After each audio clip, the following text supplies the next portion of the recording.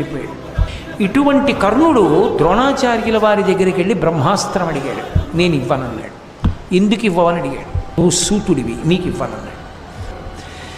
ఓ నేను సూతుడును కాబట్టి, సుక్షత్రియుడను కాను కాబట్టి, చారిత్రమున్న బ్రాహ్మణుణ్ణి కాను కాబట్టి నాకు బ్రహ్మాస్త్రం ఇవ్వలేదు.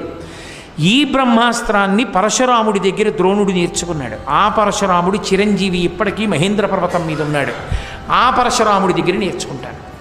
ఈ గురువుకి తెలియకుండా ఆ గురువు దగ్గర సంపాదిస్తాను. అయితే ఈ గురువు వేసిన ప్రశ్నే ఆ గురువు వేయడని నమ్మకం ఏమిటి? అందుకని తిన్నగా పరశురాముడి దగ్గరికి వెళ్ళి ఎవరు నువ్వని అడిగాడు పరశురాముడు. నేను భృగువంశ సంజాతుడైన బ్రాహ్మణుడని చెప్పాడు. నమ్మాడు పరశురాముడు.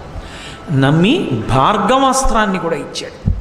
భార్గవాస్త్రాన్ని బ్రహ్మాస్త్రాన్ని కూడా ఉపదేశం చేసేసాడు. ఉపదేశం అయిపోయిన తర్వాత ఓ రోజున గురు శిష్యులిద్దరూ అరణ్యంలో తిరుగుతున్నారు. శిష్యుడు అంటే కడుపున పుట్టిన కొడుకుతో సమానం. అందుకే గురువుగారు అలిసిపోయి ఉంటే ఆ కింద కూర్చున్నాడు కర్ణుడు. ఒరేయ్, నీ తొడ మీద తల పెట్టుకుని కాసేపు పడుకుంటాను రా అన్నాడు పరశురాముడు. సరే పడుకోమన్నాడు. పడుకున్నాడు పరశురాముడు కర్ణుడి తొడ మీద తల పెట్టుకుని. ఇంతలో దంశుడు అని ఒక రాక్షసుడు, ఆయన ఒకానొక శాపకారణం చేత చిన్న పందిపిల్ల ఎంత ఉంటుందో ఆ పందిపిల్లంత రూపాన్ని పొందాడు.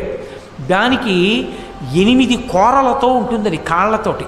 అది కర్ణుడి తొడ కింద చేరి అది విపరీతంగా కొరికేస్తుంది.